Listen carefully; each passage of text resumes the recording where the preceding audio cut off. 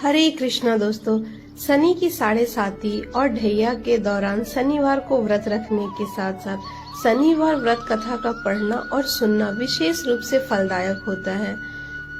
चूंकि आज शनिवार है, इसीलिए अगर आपकी राशि पर शनि की 7.5 लगने वाली है तो आप शनिवार के दिन व्रत अवश्य रखें। इससे 7.5 से लाभ मिलता है। शनिवार व्रत के साथ शनिदेव की कथा भी पढ़नी चाहिए।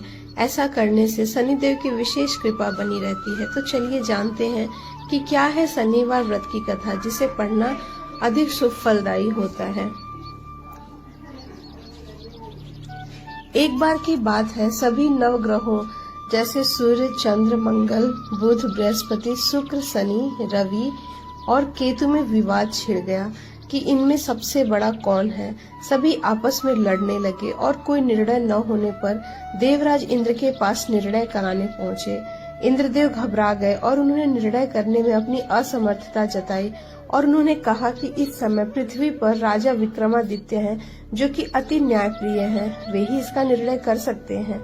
सभी ग्रह एक साथ राजा विक्रमादित्य के पास पहुंचे और अपना विवाद बताया, साथ ही निर्णय करने के लिए कहा। राजा विक्रमादित्य इस समस्या से चिंतित थे, क्योंकि वे जानते थे जिस किसी को भी छोटा बताया जाएगा वही क्रोधित हो उठेगा। तब राजा को एक उपाय सूझा। उन्होंने स्वर्ण, रजत, कांच, पीपल, सीसा, रांगा, जस्ता, अभ्रक और लौह से 9 सिंहासन बनाए और उन्हें इसी क्रम से रख दिया। फिर उन्होंने सबसे निवेदन किया कि आप सभी अपने अपने सिंहासन पर स्थान ग्रहण करें। जो भी अंतिम सिंहासन पर बैठेगा वही सबसे छोटा होगा। इसके अनुसार लौह सिंहासन सबसे बाद में होने के कारण शनिदेव सबसे बाद में बैठे, तो वही सबसे छोटे कहलाए। शनिदेव को लगा कि राजा ने ऐसा जानकर किया है और वह गुस्से में राजा से बोले कि राजा, तू मुझे नहीं जानता। सूर्य एक राशि में 1 महीना, चंद्रमा 2.25 महीना 2 दिन, मंगल 1.5 महीना, बृहस्पति 13 महीने, बुध और शुक्र 1 महीने विचरण करते हैं, लेकिन मैं 2.5 से 7.5 साल तक रहता हूँ। बड़ों बड़ों को मैंने विनाश की ओर ले गए हैं। श्री राम की 7.5 आई तो उन्हें वनवास हो गया। रावण की आई तो उसकी लंका को वानरों की सेना ने हराना चालू कर दिया। अब तुम सावधान रहना। ऐसा कहकर कुपित होते हुए शनिदेव वहां से चले गए। अन्य देवता खुशी खुशी चले गए। कुछ समय बाद राजा विक्रमादित्य की 7.5 आई। अब शनिदेव घोड़ों के सौदागर बनकर वहां आए। उनके साथ कई बढ़िया घोड़े थे। राजा ने यह समाचार सुन अपने अश्वपाल को अच्छे घोड़े खरीदने की आज्ञा दी। उसने कई अच्छे घोड़े खरीदे और वह सर्वोत्तम घोड़ों को राजा की सवारी हेतु दे दिया। राजा ज्यों ही उस पर बैठा, वह घोड़ा सरपट वन की ओर भागा और भीषण वन में पहुंचकर वहीं अंतर ध्यान हो गया। अब राजा भूखा प्यासा भटकता रहा।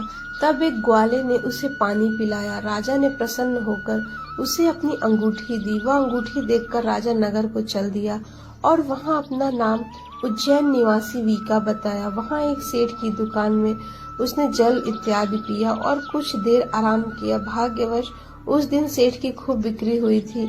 सेठ उसे खाना इत्यादि कराने खुश होकर अपने साथ घर ले गया। वहां उसने एक खूंटी पर देखा कि एक हार टंगा है, जिसे खूंटी निगल रही है। थोड़ी देर में पूरा हार गायब देखा। तब सेठ ने आने पर देखा कि हार गायब है। सेठ ने समझा कि वीका ने ही उसे चुराया है। उसने वीका को कोतवाल के पास पकड़वा दिया। फिर उस नगर के राजा ने भी वीका को चोर समझकर उसके हाथ पैर कटवा दिए और नगर के बाहर फेंकवा दिया। वहां से एक तेली निकल रहा था, जिसे दया आई और उसने वीका को अपनी गाड़ी में बिठाया। वह अपनी जीभ से बैलों को हाँकने लगा। उस समय राजा की शनि दशा समाप्त हो गई थी। वर्षा ऋतु आने पर राजा मल्हार गाने लगा। राजा जिस नगर में था, वहां की राजकुमारी मन भावनी को उसका गाना इतना पसंद आया कि उसने मन ही मन प्रण कर लिया कि वह उस राग गाने वाले से ही विवाह करेगी। राजकुमारी ने दासी को राग गाने वाले को ढूंढने के लिए भेजा। दासी ने बताया कि वह एक अपाहिज है, परंतु राजकुमारी नहीं मानी। अगले दिन उठते ही वह अनशन पर बैठ गई कि विवाह करेगी तो उसी से करेगी। बहुत समझाने पर भी राजकुमारी नहीं मानी। तब राजा ने उस तेली को बुला भेजा और विवाह की तैयारी करने को कहा। फिर उसका विवाह राजकुमारी से हो गया। तब एक दिन सोते हुए स्वप्न में शनिदेव ने राजा से कहा, राजा देखा तुमने मुझे छोटा बताकर कितना दुख झेला है। तब राजा ने उनसे क्षमा मांगी और प्रार्थना करते हुए कहा कि हे शनिदेव, जैसा दुख मुझे दिया है किसी और को न देना। शनिदेव मान गए और कहा कि जो मेरी कथा व्रत कहेगा उसे मेरी दशा में कोई दुख नहीं होगा। जो भी व्यक्ति रोज मेरा ध्यान करेगा और चींटियों को आटा डालेगा उसकी सभी मनोकामनाएं पूर्ण होगी। और शनिदेव ने राजा को हाथ पैर वापस कर दिए। प्रातः आंख खुलने पर राजकुमारी ने देखा तो वह आश्चर्यचकित हुई। विशा ने उसे बताया कि वह उज्जैन का राजा विक्रमादित्य है। सभी अत्यंत प्रसन्न हुए। सेठ ने जब सुना तो वह राजा के पैरों पर गिरकर क्षमा मांगने लगा। राजा ने कहा कि वह तो शनिदेव का क्रोध था, इसमें किसी का कोई दोष नहीं। सेठ ने भी फिर निवेदन किया कि मुझे शांति तभी मिलेगी जब आप मेरे घर चलकर भोजन करेंगे। सेठ ने अपने घर नाना प्रकार के व्यंजनों से राजा का सत्कार किया। साथ ही सबने देखा कि जो खूंटी हार निगल गई थी वही अब उसे उगल रही थी। सेठ ने अनेक मोहरे देकर राजा को धन्यवाद दिया। सेठ ने राजा से अपनी कन्या श्री कंवरी से विवाह करने का निवेदन किया। राजा ने शहर स्वीकार कर लिया। कुछ समय बाद राजा अपनी दोनों रानियों मनभावनी और श्री कंवरी को सभी उपहार सहित लेकर उज्जैन नगरी को वापस आए। वहां राजा के राज्यवासियों ने सीमा पर खूब आदर सत्कार किया। सारे नगर में दीपमाला बनाई गई। राजा ने घोषणा की कि मैंने शनिदेव को सबसे छोटा बताया था, जबकि असल में वही सर्वोपरि है। तब से सारे राज्य में शनिदेव की पूजा और कथा नियमित होने लगी। सारी प्रजा खुशी और आनंद के साथ जीवन बिताने लगी। जो कोई भी शनिदेव की इस कथा को सुनता या पढ़ता है उसके सारे दुख दूर हो जाते हैं। व्रत के दिन इस कथा को अवश्य पढ़ना चाहिए। तो दोस्तों ये थी शनिदेव की प्राचीन कथा। तो आइए अब जानते हैं कि शनिदेव का प्राकटीकरण किस प्रकार हुआ। कुछ किंवदंतियों के अनुसार शनिदेव की यह मूर्ति मेवाड़ के महाराजा श्री उदय सिंह जी अपने हाथी की ओदी पर रखकर उदयपुर की ओर ले जा रहे थे। उस स्थान पर पहुंचने पर शनिदेव की मूर्ति हाथी की ओदी से गायब हो गई, जो काफी ढूंढने पर भी नहीं मिली। कालांतर में काफी वर्षों के बाद यह ऊचनार खुर्द निवासी ज्योतिमल जाट के खेत के बेर की झाड़ी के नीचे शनिदेव की मूर्ति का कुछ हिस्सा बाहर प्रकट हुआ, जहां उनकी पूजा अर्चना, सेवा, तेल प्रसाद, बाल भोग आरंभ किया गया। उस समय यह स्थान काला भेरू के नाम से प्रसिद्ध था। उसी समय वहां एक संत महात्मा अचानक आ पहुंचे तो लोगों ने उनके साथ मिलकर उनके कहे अनुसार मूर्ति को ऊपर की ओर खींचा तो उसका अधिकांश हिस्सा भी बाहर निकल आया था और कुछ अंदर ही रह गया।